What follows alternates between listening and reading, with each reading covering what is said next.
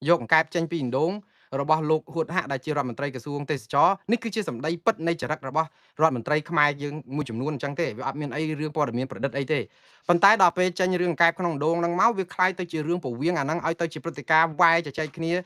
ារិះគន់ផងអីផងហ្នឹងគឺវល់ពេញបណ្ដាញសង្គមទៅមួយទៀតគឺរឿង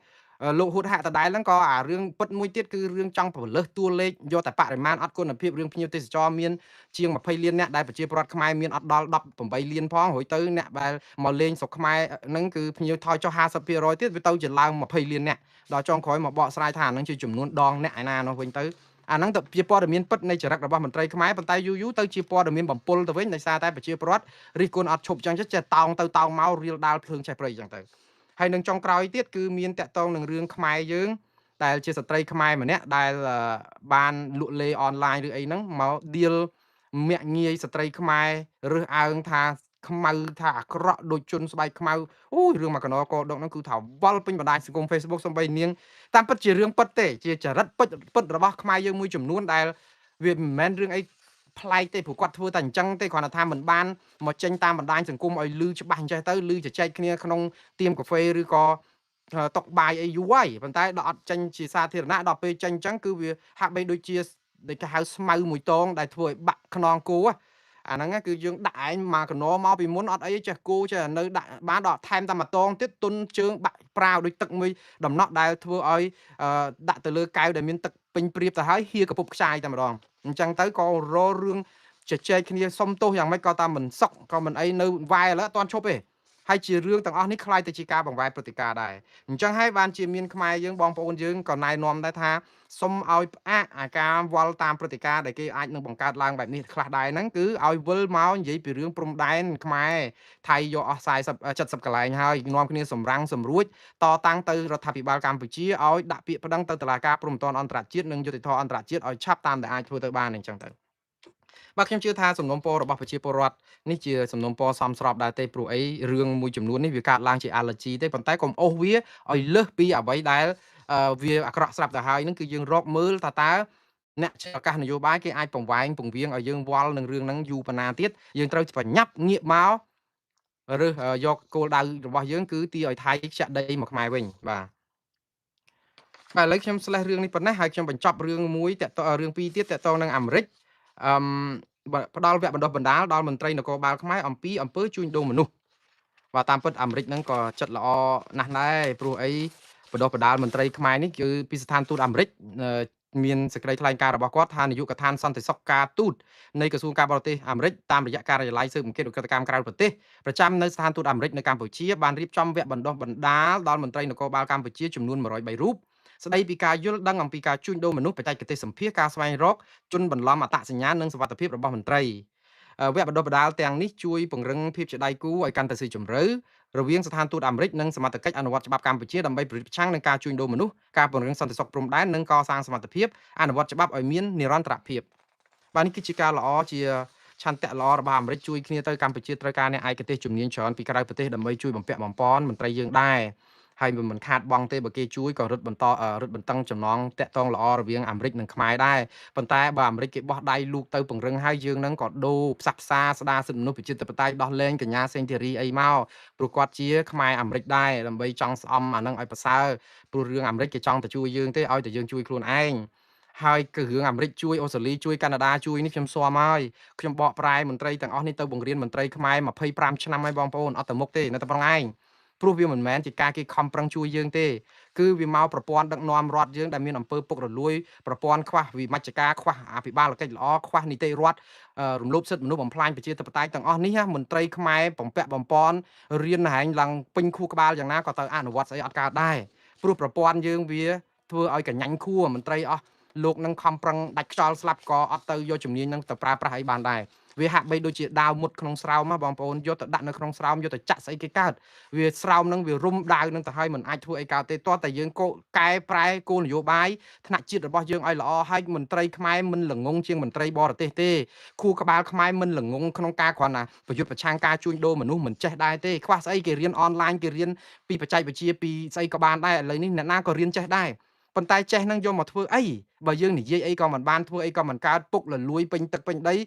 មនុស្សក្រិនខួរក្បាលហើយបណ្ឌិតបញ្ញវន្តកវីអ្នកមានជំនាញអីក៏ធ្វើការអត់កើតដែរព្រោះគេមិនចង់ឲ្យយើងធ្វើការទេព្រោះធ្វើការទៅយើងជួញដូរមនុស្សយើងទៅចាប់មន្ត្រីនៅរដ្ឋាភិបាលដាក់គុកហ្នឹងសុទ្ធតែជាមន្ត្រីរបស់គណៈបកប្រជាជនកម្ពុជាហ្នឹងយកគុកឯណាដាក់ដូច្នេះវាអត់ទេអស់លោកដែលចូលរៀនវគ្គបណ្ដុះបណ្ដាលជាមួយអាមេរិកហ្នឹងក៏ជាប់ប្រឡាក់ប្រឡូសជាមួយនឹងតែមន្ត្រីរដ្ឋាភិបាលមកធ្វើអីក៏តែមិនកើតដែរខ្ញុំរៀនបណ្ដុះបណ្ដាលជាមួយមន្ត្រីប៉ូលីសមន្ត្រីគ្រប់ជាន់ថ្នាក់ក្រសួងមហាផ្ទៃក្រសួងការពារជាតិក្រសួងស្អីក៏ខ្ញុំចូលអស់ដែរជាអ្នកបកប្រែខ្ញុំបកប្រែតាំងពីស៊ើបការសម្ងាត់តាំងពីឆ្លប់យកការតាំងពីអីខ្ញុំដឹងទាំងអស់ដោយសារខ្ញុំជាអ្នកបកប្រែមន្ត្រីកាណាដារដ្ឋអាជ្ញាកាណាដាមន្ត្រីប៉ូលីសអូស្ត្រាលីមន្ត្រីសហព័ន្ធអង់គ្លេសមកអស់ហើយបកប្រែខ្ទេចខ្ទីអស់ហើយមន្ត្រីហ្នឹងពេលបាយគាត់មកប្រាប់ខ្ញុំថាអូនអើយមករៀនហ្នឹងឲ្យតែផុតទេបានតែសញ្ញាបត្រហ្នឹងក៏មកវលីហើយតែយើងទៅធ្វើអីក៏មិនកើតដែរព្រោះប្រព័ន្ធដឹកនាំរដ្ឋវាអញ្ចឹងអាហ្នឹងគាត់និយាយ25ឆ្នាំមុនមកម្ល៉េះតែឥឡូវហ្នឹងគឺវាអត់មានអីប្លែកទេអញ្ចឹងហើយបានថាដើម្បីឲ្យប្រព័ន្ធនេះល្អគឺគេជួយចេះក៏ជាការល្អយកទៅប៉ុន្តែបងប្អូនខ្ញុំជម្រាបបងប្អូនឲ្យតាមត្រង់ខ្មែរយើងក៏ប្រកែកដែរគ្មានខ្មែរណាទៅល្ងងចាញ់ជាតិសាសន៍ណាទេយើងមើលទៅឃើញមន្ត្រីខ្មែរយើងដូចជាល្ងឹតល្ងងមិនមែនទេមន្ត្រីខ្មែរបញ្ញវន្តខ្មែរបណ្ឌិតខ្មែរឆ្លាតដូចតែគេអញ្ចឹងបងប្អូនតែគេធ្វើឲ្យយើងល្ងងខ្លៅគេធ្វើយើងឲ្យយើងភ្លីភ្លើរបៀបដឹកនាំរដ្ឋធ្វើឲ្យយើងល្ងងខ្លៅភ្លីភ្លើប្រើមកធ្វើមើលរៀងលេតាមពិតគាត់ចេះណាស់មកចូលសិក្ខាសាលាធ្វើប័ណ្ណបង្ហាញជាភាសាអង់គ្លេសទៅពន្យល់មនុស្សនៅខាងក្រៅប្រទេសតំណាងឲ្យជាតិខ្មែរបានមកកណោតែពេលចូលទៅវិញធ្វើអត់កើតតែម្ដងព្រោះប្រព័ន្ធដឹកនាំរដ្ឋយើងធ្វើឲ្យយើងក្រិនកញ្ញាញ់ខួរហើយកុំបន្ទោសមន្ត្រីយើងប្រកែមានច្រើនណាស់តែយើងធ្វើអត់បានយើងនិយាយចេញមកភ្លាវឲ្យគេជេរហ្មងសួរថាលោកអឹងអៀវអឹងអៀងអីហ្នឹងគាត់ល្ងងមែនអត់ល្ងងទេបងប្អូនមនុស្សសុទ្ធតែរៀនមានថ្នាក់បណ្ឌិតថ្នាក់បរិញ្ញាថ្នាក់អនុបណ្ឌិតអីសឹងតែគ្រប់គ្នានៅគ្រប់ក្រសួងមន្ទីរទាំងអស់លោកទាំងអស់ហ្នឹងឆ្លាតជាងយើង100ដងណោះខ្ញុំនិយាយត្រង់ឆ្លាតជាងយើង100ដងប៉ុន្តែធ្វើល្ងងដើម្បីឲ្យបន្ស៊ាំខ្លួននឹងឲ្យល្ងងដូចមេដឹកនាំដែលបើមេដឹកនាំធ្វើរៀងល្ងងដល់ពេលថ្នាក់នាយកដ្ឋានអីទៅធ្វើចេះអ្នកនាំពីអីមកធ្វើចេះជាងថ្នាក់ដឹកនាំនិយាយមកគេស្ដាប់ទៅមើលឃើញមេដឹកនាំកំពូលអន់បាត់ហ៎អញ្ចឹងឲ្យអន់ស្តៀងគ្នាដើម្បីឲ្យប្រជាពលរដ្ឋមើលមកអញលោកហ៊ុនសែនគាត់រៀនត្រឹមថ្នាក់ទី8ទី9ឬក៏ថាអត់ចប់ថ្នាក់វិទ្យាល័យហងគាត់មានអំពើហិង្សាក្នុងភាសាគឺអាមឹងអីហ្នឹងថាអាហ្នឹងបន្ទោសគាត់មិនកើតទេព្រោះគាត់អត់សូវបានរៀនសូត្រចេះដឹងបានច្រើនតែដល់ពេលស្ដាប់បណ្ឌិតដែលជាអមេយថោងរបស់គាត់ម៉ែបាតផ្សាមានសញ្ញាបត្រលើហ៊ុនសែនដល់ទៅ10ដងតែនិយាយពីបាតផ្សាជាងលោកហ៊ុនសែនដែលរៀនអត់ចប់ថ្នាក់វិទ្យាល័យអញ្ចឹងស្ដាប់ទៅលោកហ៊ុនសែនគ្រាន់បើជាងបណ្ឌិតនិងបញ្ញវន្តទាំងអស់នេះហើយគឺជារឿងដែលគេចង់ឲ្យអញ្ចឹងគេចង់ឲ្យកុំឲ្យអានឹងយើងដូចថាខ្មែរយើងនៅពីដើមនៅពេលដែលមានកូនកំមុំអីរៀបការអីចឹងគេយកកូនកំមុំសាច់ដូចថាប្រឹមប្រៃស្អាតមកអញ្ចឹងទៅរកអ្នកកំដរណាដូចជាសម្បុរមិនសូវជ្រះដូចកូនកំមុំអីអញ្ចឹងដើម្បីឲ្យវាមានអាគេកលេចមកឃើញកូនកំមុំដាច់លេចធ្លោបើទៅយកអ្នកណាមកឲ្យសម្បុរជ្រះភ្លឹងទៀតទៅខ្លាចមើលកូនកំមុំហ្នឹងទៅដូចជាមិនសូវឃើញទៅឃើញអ្នកកំដរដូចជារៀងសម្ផស្សផោផង់ប្រសើរអស្ចារ្យជាងតារាឯក្នុងពេលអញ្ចឹងទៅគេចិត្តតែរើសយកអ្នកនេះមកតែឥឡូវហ្នឹងកំណត់ហ្នឹងដូចរៀងដូរហើយសំបីរៀបការនេះគេយកភ្លឹងអញ្ចឹងទាំងអស់គ្រប់គ្នាអញ្ចឹងដែរប៉ុន្តែនេះគឺជារឿងអាច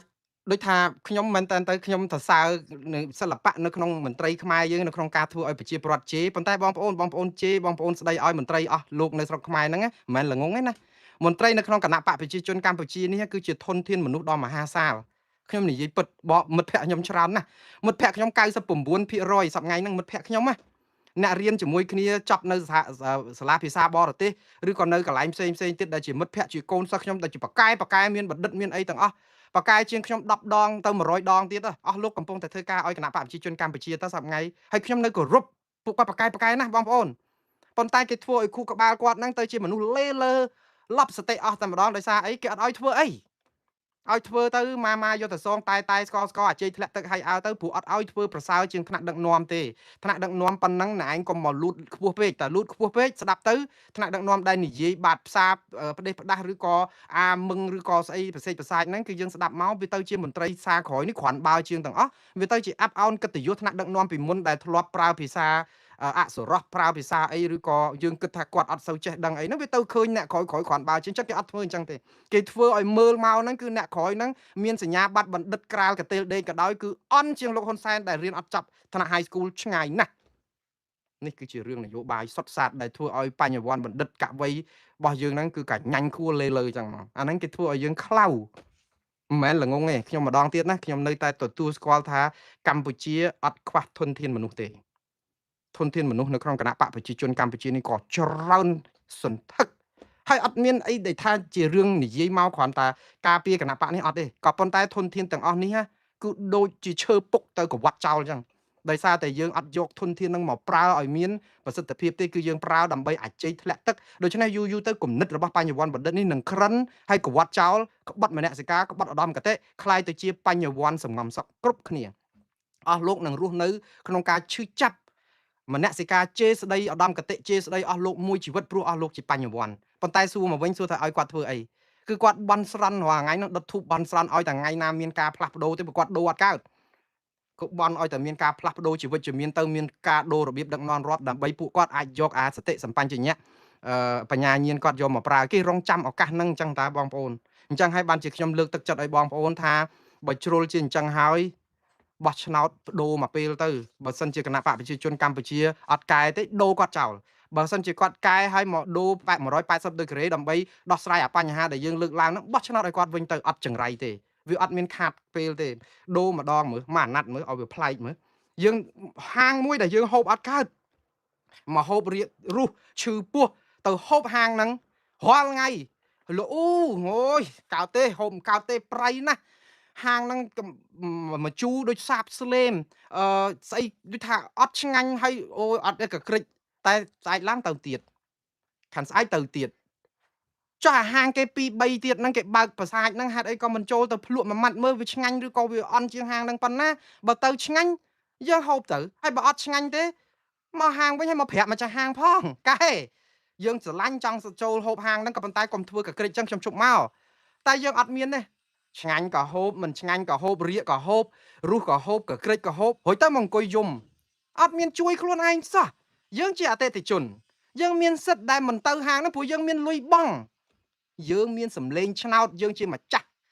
ជោគវាសនានៃប្រទេសរបស់យើងហើយយើងទៅឲ្យម្ចាស់ហាងមកទៅជាអ្នកកំណត់លុយដែលយើងមានសិទ្ធិចូលទៅទិញសិទ្ធិដែលយើងជ្រើសរើសហាងណាក៏យើងហូបបាននេះទៅវិញហេតុអីបានជាបងប្អូនទម្លាក់តម្លៃខ្លួនឲ្យទាបដែលខ្លួនជាថៅកែទៅឲ្យពួកខាងកូលីខ្លាយទៅជាថៅកែចវាយនាយអស់គិតឡើងវិញបងប្អូនគិតឡើងវិញសន្លឹកឆ្នោតមួយសន្លឹកមានតម្លៃមហាសាលកុំធ្វើឲ្យវាថោកដូរជាមួយនឹងប៊ីចេងមកកញ្ចប់សរងមួយហើយនឹងទឹកត្រីមកដបឬក៏ស្អីហ្នឹងព្រួយ5ឆ្នាំគិតឡើងវិញហើយខ្ញុំអត់មានធ្វើនេះដើម្បីបំផ្លាញគណៈបកប្រជាជនឬក៏អីទេខ្ញុំធ្វើនេះឲ្យអស់លោកកែខ្ញុំបានប្រាប់ហើយថាខ្ញុំអត់ខ្វល់អ្នកណាកាន់អំណាចទេតកូលហ៊ុនតកូលសុកតកូលទាតកូលសតកូលរងតកូលសំតកូលកឹមតកូលមៀកតកូលសឿនតកូលថាច់តកូលអីក៏បានដែរតកូលចៅតកូលអីកាន់ទៅសំខាន់ធ្វើឲ្យវាមានអភិបាលកិច្ចល្អនីតិរដ្ឋដូចគេស្នើអញ្ចឹងសេដ្ឋកិច្ចយើងធ្លាក់ហើយដោយសារយើងក៏ជឿធ្លុះអញ្ចឹងឥឡូវយើងកែអាហ្នឹងមកបានយើងទៅរួចហើយគណៈបកណាដែលកែធ្វើឲ្យគេទៅសប្តាហ៍ថ្ងៃនេះយើងអត់ដឹងគណៈបកណាដែលអាចធ្វើល្អជាងគណៈបកប្រជាជនកម្ពុជាទេមិនអញ្ចឹងឯគណៈបកប្រជាជនកម្ពុជាគេនឹងនិយាយថាទៅបោះឆ្នោតឲ្យអ្នកណាបើអ្នកនឹងមិនដែលកាន់ប្រទេសទៅមិនបានដឹងថាគេកាន់មិនកើតរឿងកាន់មិនកើតឬកាន់កើតមិនកើតយើងកុំខ្វល់រឿង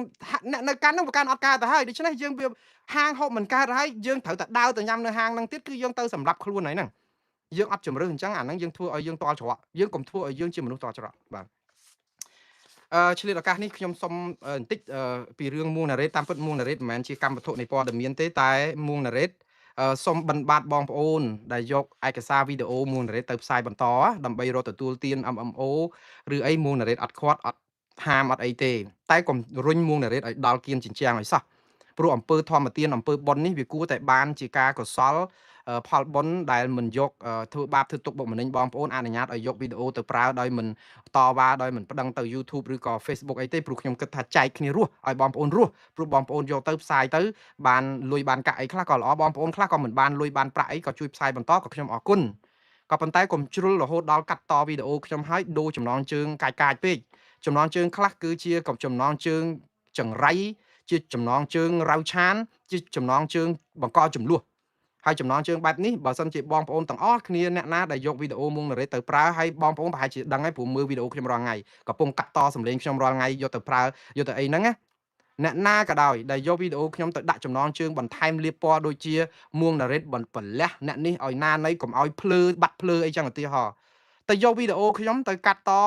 ខ្ញុំនិយាយទូទៅរឿងតាក់តងនឹងគេរិះគន់ពីរឿងស្រោមសម្បត្តិខ្ញុំអត់មានតាក់តងបុគ្គលឯកជនណាម្នាក់ទេព្រោះអីខ្ញុំអត់មានរឿងជាមួយបុគ្គលទេបងប្អូន ប៉ុន្តែគាត់យកទៅកាត់ទៅគាត់យកលោកជេមសុកឯណាយកមកដាក់ទៅយកលោកសគៀលហ៊ុយឯណាទៅយកលោកស្អីណាឡុងឯណានោះមកដាក់មកហើយសុទ្ធតែដាក់ពាក្យថាឲ្យអ្នកទាំងអស់នេះបាត់ភ្លើបាត់អីណាខ្ញុំអត់បានដល់ប៉ុណ្ណឹងទេបងប្អូនខ្ញុំគ្មានសិលធម៌សុជីវធម៌ទៅប្រើពាក្យថាបដៅអ្នកនេះឲ្យបាត់ភ្លើបដៅអ្នកនេះឲ្យអ្នកនោះឲ្យដាក់បកគលណាខ្ញុំអត់បានមានឈ្មោះបកគលណានៅក្នុង show ខ្ញុំដើម្បីនេះទេខ្ញុំនិយាយជាទូទៅអញ្ចឹងបើបងប្អូនប្រើកាត់វីដេអូហ្នឹងហើយយកទៅដាក់ឈ្មោះបកគលណាគឺបងប្អូនលើសបន្តិចខ្ញុំមិនមែនតែនទៅគឺខ្ញុំមិនចង់ឲ្យ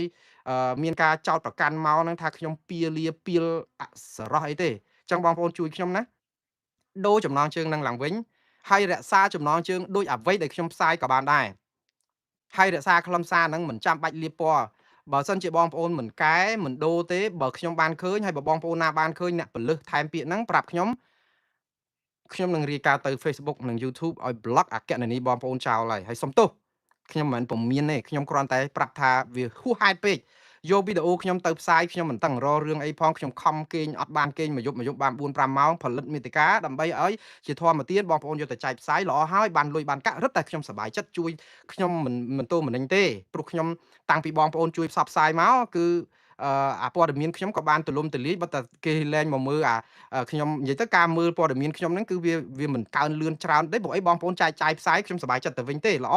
អា channel របស់ខ្ញុំហ្នឹងគឺវាមានចំនួនថេដែលមិនលឿនដូចខ្ញុំផ្សាយពីដំបូងកាលបងប្អូនអត់ទាន់យកទៅផ្សាយបន្តប៉ុន្តែឥឡូវខ្ញុំមិនទូមិនញរឿងហ្នឹងទេផ្សាយតែប៉ុន្តែកុំលើសហើយកុំដើរលៀបពណ៌ដាក់ឈ្មោះបុគ្គលនេះបុគ្គលនោះនាំឲ្យមានការយល់ខុសហើយម្ដងទៀតបងប្អូនលុបអាហ្នឹងឬក៏កែបើអត់ទេខ្ញុំនឹងកុំថាខ្ញុំកាចខ្ញុំអត់កាចទេខ្ញុំ slot ហើយមួយទៀតមួងណារ៉េតគ្មាន Facebook គ្មានកណនីស្អីផ្សេងណា YouTube ឯណាអីទាំងអស់លើកលែងតែ Facebook មួយឈ្មោះមួងណារ៉េតមានរូបថតខ្ញុំឲ្យដាក់ពាក្យ justice យុត្តិធម៌ហ្នឹងគឺផ្សាយរាល់ថ្ងៃហ្នឹងមានតែមួយហ្នឹងទេ Facebook អត់មានស្អីផ្សេងទៀតទេអ្នកណាយកទៅថែមអីថយអីគឺជាបោះគេសុទ្ធសាធអញ្ចឹងខ្ញុំលើកទឹកចិត្តបងប្អូនថាមួងណារ៉េតមានតែ Facebook មួយហ្នឹងទេផ្សេងទៀតគឺអត់មែនជាបោះខ្ញុំទេហើយខ្ញុំអត់អាចគ្រប់គ្រងគេបានទេរាប់រយកណនីដែលគេយកទៅរាប់ពាន់ហើយដឹងខ្ញុំអត់មានពេលវេលាទៅធ្វើទៅហាមឃាត់អ្នកទាំងអស់នោះបានទេអញ្ចឹងបងប្អូនគ្រាន់តែថាបើចង់ដឹងថាមួងណារ៉េតពិតនៅឯណាគឺមាន Facebook របស់ខ្ញុំគឺដាក់មួងណារ៉េតចឹងវាយឈ្មោះទៅឃើញរូបថតខ្ញុំនៅហ្នឹងហើយឥឡូវគេយករូបថតខ្ញុំទៅដាក់នៅក្នុង website គេអីណាកណនីគេមកកណក៏ដឹកនៅក្នុងគោលការណ៍វិមជ្ឈការហ្នឹងគឺយើងសំដៅទៅលើគោលការណ៍មួយទៀតដែលរួមគ្នាដែលគេយល់ជាទូទៅគឺវិសហមជ្ឈការទៀតពាក្យហ្នឹងរៀងធំណាបងប្អូនវិសហមជ្ឈការនិងឬក៏វិមជ្ឈការតែជារួមមកខ្ញុំមិនចង់ឲ្យបងប្អូនវល់នឹងពាក្យហ្នឹងក្នុងការអភិបាលកិច្ចល្អគឺយើងត្រូវយល់ថាទាំងអស់នេះអំណាចរបស់ប្រជាពលរដ្ឋត្រូវតែអំណាចនៃការអនុវត្តឬក៏សម្រេចអីមួយគឺត្រូវតែផ្ដល់ទៅឲ្យមូលដ្ឋានជាអ្នកធ្វើបានន័យថាអំណាចប្រមូលផ្ដុំនៃមេដឹកនាំក្រុមណាម្នាក់ត្រូវចែកស្មើទៅឲ្យប្រជាពលរដ្ឋឬក៏មន្ត្រីរាជការអ្នកដែលជាមន្ត្រីសាធារណៈនឹងសម្រេចដោយខ្លួនឯងដោយយើងគ្រាន់តែជាអ្នកឃ្លាំមើលឬក៏ជួយជាជំនួយសម្រាប់សម្រួលអីទៅប៉ុណ្ណឹងឥឡូវសំណួរនេះសួរទៅវិញថាតើកម្ពុជាមានអភិបាលកិច្ចល្អឬនៅដើម្បីឲ្យមានអភិបាលកិច្ចល្អខ្ញុំសរុបសង្ខេបឲ្យបងប្អូនយល់ទី1អភិបាលកិច្ចល្អតកតងនឹងវិមជ្ឈការឬវិសាមជ្ឈការមិញហ្នឹងគឺសំដៅទៅលើតម្លាភាពគឺបានន័យថារាល់ព័ត៌មានសេចក្តីសម្រេចនានាត្រូវបើកចំហនិងអាចពិនិត្យបានរដ្ឋធ្វើអីចំណាយអីសង្កាត់ចាយលុយអីអភិវឌ្ឍអីភូមិឃុំអីហ្នឹងគឺត្រូវតែឲ្យព័ត៌មានហ្នឹងប្រជាពលរដ្ឋអាចមើលជាសាធារណៈហើយជាច្បាប់តម្រូវគឺមាន website មានអីពន្យល់លម្អិតប្រជុំដងណារាយការណ៍ប្រាប់ប្រជាពលរដ្ឋថាលុយនឹងចាយអីត្រូវខ្ទង់អីអត់ដើម្បីកាត់បន្ថយអំពើពុករលួយហើយនឹងការបាត់ថវិកាជាតិទី2គឺតកតងនឹងកណន័យភាពបានន័យថា accountability ការទទួលខុសត្រូវកណន័យភាពនេះសំដៅទៅលើអ្នកដឹកនាំឬស្ថាប័នត្រូវទទួលខុសត្រូវចំពោះរាល់សកម្មភាពនិងការសម្រេចចិត្តរបស់ខ្លួនមិនមែនសម្រេចផ្ដេសផ្ដាស់ធ្វើអីស្រេចតែអញ្ចិតទេគឺសម្រេចឲ្យទទួលខុសត្រូវបើខុសត្រូវជាប់គុកចឹងតែម្ដងហើយប្រជាពលរដ្ឋមានសិទ្ធិសេរីភាពគ្រប់គ្រាន់ក្នុងការដាក់បណ្ដឹងបរិហារពេលដែលមន្ត្រីធ្វើខុសបណ្ដឹងបរិហារអត់ដូចគ្នានឹងបណ្ដឹងបរិហារគេទេនៅក្នុងច្បាប់ចែងថាបណ្ដឹងបរិហារគឺ annunciation គឺបណ្ដឹងជំទាស់មន្ត្រីរាជការដែលអនុវត្តខុសតួនាទីខុសសមត្ថភាពខុសឬក៏គ្មានសមត្ថភាពលំអញ្ញៃដែលក្បត់នឹងការបម្រើប្រជាពលរដ្ឋឲ្យត្រឹមត្រូវតាមច្បាប់ចែងដូច្នេះប្រជាពលរដ្ឋអាចប្តឹងបរិហារ ខុសគ្នាពីបរិហាគេគឺបានន័យថាយើងទៅហែកគេតែនេះមិនមែនហែកគេទេគឺយើងប្តឹងអំពីភាពអសមត្ថភាពរបស់មន្ត្រីក្នុងរដ្ឋាភិបាលឬក៏ឃុំសង្កាត់ហ្នឹងដែលធ្វើមិនបានតម្រូវចិត្តប្រជាពលរដ្ឋឲ្យត្រឹមត្រូវតាមអ្វីដែលគាត់ត្រូវធ្វើអញ្ចឹងនៅក្នុងគោលការណ៍អភិបាលកិច្ចល្អច្បាប់ក៏ចែងឲ្យប្តឹងមន្ត្រីដែលប្រជាពលរដ្ឋគ្រប់គ្នាមានសិទ្ធិដាក់បណ្ដឹងបរិហាហើយមន្ត្រីសិទ្ធិមនុស្សធ្លាប់បញ្យល់បងប្អូនហើយបន្ទាប់ទៀតគឺទី3គឺការចូលរួមបង្កើតឱកាសពាក់ព័ន្ធឧទាហរណ៍ដូចជាឲ្យប្រជាពលរដ្ឋអាចបញ្ចេញមតិនិងចូលរួមនៅក្នុងការសម្រេចចិត្តប្រជាពលរដ្ឋអត់ត្រូវការយកមន្ត្រីទៅឃុំសង្កាត់ទៅឃ្លាំមើលទៅឆាឆៅរៅឆានយាយីគេពេលដែលគេជួបគ្នានិយាយពីគ្រោះគ្នាអំពីផលប៉ះពាល់ក្នុងសហគមន៍គេរំលោភដីធ្លីឬក៏អាជ្ញាធរមិនជួយដោះស្រាយបញ្ហាប្រជាពលរដ្ឋទាន់សភាពការបញ្ហាអីសពបែបយ៉ាងហ្នឹងគឺបើឲ្យមានអភិបាលកិច្ចល្អគឺត្រូវអនុញ្ញាតឲ្យប្រជាពលរដ្ឋមានវេទិកានិយាយឲ្យស្ដាប់គាត់ដូចសមាជជាតិអញ្ចឹងណាគាត់ថាសមាជរបៀបភូមិឃុំសង្កាត់របស់គាត់នឹងចុងក្រោយគឺនីតិរដ្ឋគឺត្រូវគោរពនិងអនុវត្តច្បាប់ដោយស្មើភាពដោយគ្មានការរើសអើងប៉ុណ្ណឹងបងប្អូនឥឡូវសំណួរសួរមកវិញកម្ពុជាមានអាហ្នឹងនៅបើយើងនិយាយទៅ99%បើនិយាយពិន្ទុ10យើងប្រហែលជាបាន2អីហ្នឹងយើងធ្លាក់បាត់ហើយធ្លាក់មួយយ៉ែនបាត់ហើយព្រោះយើងតម្លាភាពក៏យើងគ្មានសិទ្ធស្មើគ្នានឹងក៏យើងគ្មានអំណាចប្រមូលផ្ដុំអត់មានវិមជ្ឈការចុះទៅមូលដ្ឋានហ្នឹងក៏យើងឃើញច្បាស់ហើយគឺអំណាចសូម្បីតែនាយករដ្ឋមន្ត្រីសពថ្ងៃហ្នឹងគាត់អត់តឹងមានអំណាចកាន់នៅក្នុងដៃផងតែនិយាយអីប្រជាពលរដ្ឋនៅតាមមូលដ្ឋានដើម្បីធ្វើសហមជ្ឈកា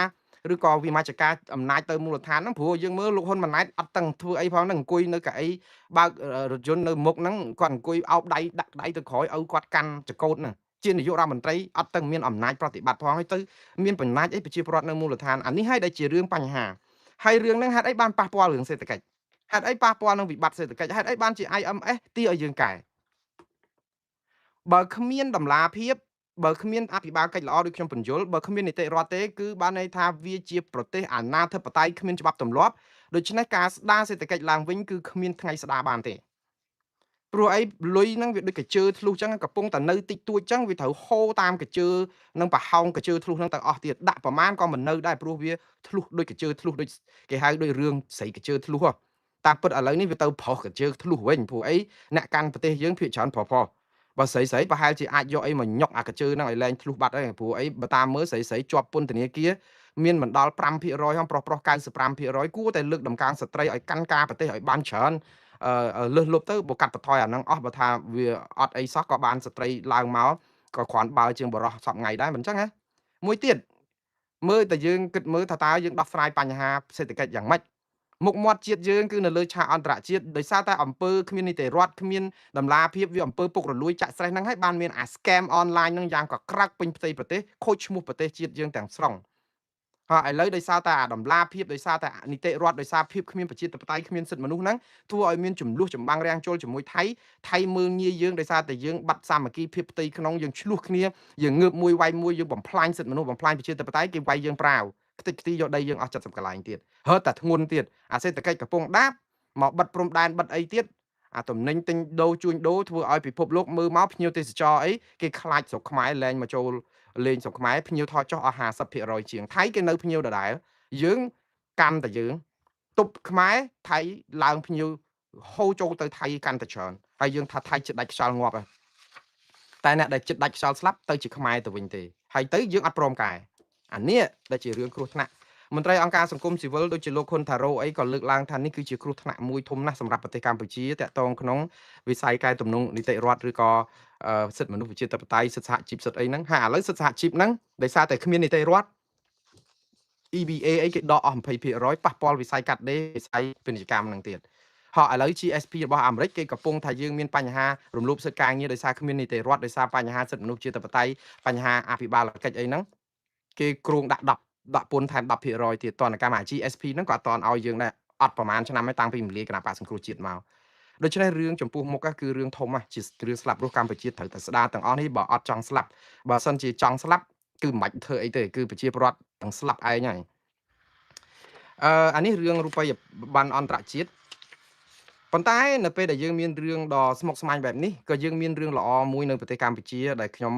ំក៏រំភើបរីករាយជំនួសប្រជាពលរដ្ឋខ្មែរទាំង18លាននាក់ដែរហើយរឿងនេះគឺជារឿងគេហៅថាពេលដែលលោកកឹមសុខានិងក្រុមគ្រួសារកំពុងមានទុកជាទម្ងន់ដោយសារតែម្ដាយរបស់លោក លោកយាយសៅង៉ែតដែលបានទទួលអាណិច្ចកម្មកាលពីថ្ងៃពុធយប់ថ្ងៃពុធទី8ខែកក្កដាវេលាម៉ោង11យប់នោះឥឡូវនេះគឺមានមន្ត្រីជាន់ខ្ពស់របស់រដ្ឋាភិបាលកម្ពុជានិងនិយាយទៅគឺជាមេដឹកនាំកម្ពុជារបស់ខ្មែរតែម្ដងគឺលោកហ៊ុនសែនគាត់បានចូលទៅក្នុងពិធីបុណ្យសពរបស់ម្ដាយលោកកឹមសុខាដល់គេហដ្ឋានទៅដុតធូបសំពះគោរពវិញ្ញាណក្ខន្ធម្ដាយលោកកឹមសុខាដែលជាចេតនាជាកាយវិការដ៏ថ្លាថ្លៃដ៏គួរឲ្យកោតសរសើរជាចំណុចវិជ្ជមានមួយដែលបង្ហាញអំពីសិលធម៌របស់មនុស្សមិនមែនមេដឹកនាំទេសិលធម៌របស់មនុស្សធម្មតាតែមានក្រុមគ្រួសារស្លាប់ដែលជាខ្មែរជាអីក៏ដោយគឺយើងទៅចូលរួមពិធីបុណ្យដើម្បីគោរពវិញ្ញាណក្ខន្ធជាទម្លាប់ប្រពៃណីដ៏ល្អផូរផង់របស់ខ្មែរទេហើយដែលឃើញថ្នាក់ដឹកនាំរបស់គណៈបកប្រជាជនកម្ពុជាគឺប្រធានគណៈបកប្រជាជនកម្ពុជានៅក្នុងនាមជាប្រធានព្រឹទ្ធសភាផងគឺលោកហ៊ុនសែនដឹកនាំគណៈប្រតិភូមួយក្រុមមានទាំងអតីតរដ្ឋមន្ត្រីក្រសួងការពារជាតិកម្ពុជាលោកទាបាញ់ហើយនឹងលោកស្រីម៉ែនសំអនផងទៅចូលរួមគោរពវិញ្ញាណក្ខន្ធនឹងចូលបុណ្យសពរបស់ម្ដាយលោកកឹមសុខានេះគឺជាកាយវិការដែលជាវិជ្ជមានដែលខ្ញុំពិតជាសាទរហើយចង់ឲ្យមានព្រឹត្តិការណ៍បែបនេះឲ្យច្រើនទៀតព្រោះអីយើងកម្រឃើញថ្នាក់ដឹកនាំប្រទេសដែលឆ្លោះគ្នាយកគ្នាជាសត្រូវស៊ីសាច់ហុតឈាមហើយស្រាប់ដល់ពេលមានពិធីបុណ្យសពអីអញ្ចឹងអាចនឹងមកជួបធ្វើបុណ្យសពគ្រប់វិញ្ញាណក្ខន្ធអ្នកដែលចែកឋានទៅហើយនេះគឺជាសិលធម៌ដ៏ថ្លៃថ្នូរមួយរបស់ដូនតាខ្មែរតាំងពីអើយមកហើយយើងតែមនុស្សស្លាប់ហើយគឺយើងអហោសកម្មហើយខ្មែរយើងឆ្លោះគ្នាយើងឆ្លោះគោលនយោបាយយើងអត់ឆ្លោះគ្នាយកគ្នាជាសត្រូវស្លាប់រស់ទេនេះគឺជាការប្រាប់មកថាជាចំណុចល្អវិជ្ជមានហើយខ្ញុំសាទរហើយខ្ញុំកោតសរសើរថ្នាក់ដឹកនាំគណៈបកប្រជាជនកម្ពុជានិងប្រធានប្រសិទ្ធភាពគឺលោកហ៊ុនសែននិងគណៈបព្វភូខាងគណៈបកកណ្ដាលអំណាចនឹងដែរដែលចូលទៅគោរពវិញ្ញាណក្ខន្ធបុណ្យសពរបស់ម្ដាយលោកកឹមសុខាកាយវិការថ្លាថ្លៃនេះក៏ជាការតបស្នងសងលោកកឹមសុខាវិញដែរព្រោះកាលគាត់នៅជាប់គុកគេធ្វើទុកបុកម្នេញគាត់យ៉ាងចាស់ដៃពីលោកហ៊ុនសែនក៏គាត់នៅតែទៅចូលរួមបុណ្យសពម្ដាយរបស់លោកហ៊ុនសែនដែរកាលពីប្រហែលឆ្នាំមុនគឺលោកយាយឌីប៉ុកហ្នឹងមិនអញ្ចឹងណាលោកបាទលោកយាយម្ដាយរបស់លោកហ៊ុនសែនពេលដែលទទួលអាណិច្ចកម្មទៅហ្នឹងគឺលោកកឹមសុខាក្នុងនាមជាអ្នកដែលរងការធ្វើទុកបុកម្នេញពីលោកហ៊ុនសែនហ្នឹងក៏ទទួលបានការអនុញ្ញាតឲ្យទៅចូលជួបធ្វើពិធីបុណ្យគោរពវិញ្ញាណក្ខន្ធដុតធូបសំពះសពម្ដាយរបស់លោកហ៊ុនសែនដែរដូច្នេះការធ្វើដូច្នេះគឺជារឿងសិលធម៌គុណធម៌សុជីវធម៌សម្រាប់ខ្មែរគ្រប់រូបរួមទាំងមេដឹកនាំផងក៏ប៉ុន្តែរឿងដែលសំខាន់នៅទីនេះបើសិនជាលោកហ៊ុនសែនជ្រុលជាបន្ទាបខ្លួនបន្តិចទៅហើយក្នុងន័យថាអឺមកចូលរួមពិធីបុណ្យសពរបស់លោកកឹមសុខាចោះយើងមិនថែមបន្តិចទៀតទៅឲ្យកាន់តែប្រសើរជាងនេះល្អទេអញ្ចឹងហើយបានឃើញមតិប្រជាពលរដ្ឋជាច្រើនថាលោកហ៊ុនសែនបានចូលរួមបុណ្យសពម្ដាយលោកកឹមសុខាពលរដ្ឋបានស្នើថាកម្ពុជាលំមដល់វេលាផ្ដើមផ្សះផ្សាជាតិហើយកាយវិការដ៏ល្អបែបនេះកម្រឃើញណាស់ក៏ប៉ុន្តែកុំឲ្យជារបៀបសម្ដែងព្រោះប្រជាពលរដ្ឋចង់ឃើញការពិតវាជាអំពើថ្លៃថ្នូរសិលធម៌គុណធម៌ពិតហើយក៏ប៉ុន្តែដើម្បីឲ្យប្រជាពលរដ្ឋគិតថាថ្នាក់ដឹកនាំកម្ពុជាជាពិសេសប្រមុខដឹកនាំរដ្ឋាភិបាលកម្ពុជាឬប្រធានព្រឹទ្ធសភាលោកហ៊ុនសែនពិតជាមានចិត្តស្រឡាញ់សន្តោសប្រោះប្រណីមិនយកខ្មែរណាជាសត្រូវជាជាងការដែលគ្រាន់ទៅគោរពវិញ្ញាណក្ខន្ធគឺអាចធ្វើបន្ថែមទៀតគឺដោះលែងលោកកឹមសុខាឲ្យមានសេរីភាពពេញទំហឹងសិទ្ធិនយោបាយសិទ្ធិឈរឈ្មោះបោះឆ្នោតសិទ្ធិចូលរួមបោះឆ្នោតសិទ្ធិដឹកនាំគណៈបកនយោបាយសិទ្ធិអីរបស់គាត់ហ្នឹងគួរមានវិញអាហ្នឹងបើសិនជាលោកពិតជាមានចិត្តសន្តោសប្រោះប្រណីហើយមិនយកខ្មែរណាជាសត្រូវបើសិនជាមិនធ្វើទេប្រជាពលរដ្ឋច្បាស់ជាគិតថានេះគឺជាសិល្បៈនៅក្នុងការសម្ដែងដើម្បីស្អំចិត្តប្រជាពលរដ្ឋឲ្យធូរចិត្តមួយគ្រាក៏ប៉ុន្តែនៅតែដំបៅទ្រូងព្រោះអីហាក់បីដូចជាឃើញស្ថានភាពល្អក៏ពិតមែនហើយប៉ុន្តែលោកកឹមសុខាអ្នកណាដែលរងការធ្វើទុកបុកម្នេញជាងគេគឺលោកកឹមសុខាហើយអ្នកណាដែលធ្វើទុកបុកម្នេញលោកកឹមសុខាគឺលោកហ៊ុនសែនដែលចូលរួមបុណ្យសពរបស់លោកកឹមសុខានោះឯងដូច្នេះបងប្អូនប្រជាពលរដ្ឋគិតថាណាហើយបើលោកហ៊ុនសែនចេះអញ្ចឹងលោកកឹមសុខាក៏គាត់ច្បាស់ជាចេះអហោសិកម្មដែរព្រោះលោកធ្លាប់និយាយហើយថាអ្នកណាប្រព្រឹត្តអំពើបាបកម្មអីមកលើលោកមិនទៅចងពៀចងអីទេប៉ុន្តែសូមឲ្យកុសលកម្មដែលនៃការប្រព្រឹត្តហ្នឹងទទួលផលតាមកម្មនឹងអីចឹងទៅតែយ៉ាងណាលោកមិនចងពៀចងអាឃាតបែបនេះវាជាការល្អដែលធ្វើឲ្យបង្ហាញថាលោកហ៊ុនសែនគួរតែដល់ពេលវេលាឲ្យលោកកឹមសុខានឹងមានសិទ្ធិនយោបាយត្រឹមត្រូវចូលរួមប្រកួតការបោះឆ្នោតឃុំសង្កាត់ឬក៏ការបោះឆ្នោតជាតិនៅខាងមុខនេះកុំឲ្យចងដៃចងជើងហើយដកហូតសិទ្ធិសេរីភាពរបស់គាត់ការដែលឲ្យលោកកឹមសុខាចេញពីផ្ទះពីជាប់គុកមកនៅក្រៅនេះគឺជាទង្វើដ៏ល្អមួយហើយចេតនាកាយវិការល្អមួយហើយក៏ប៉ុន្តែយើងមិនអាចទៅ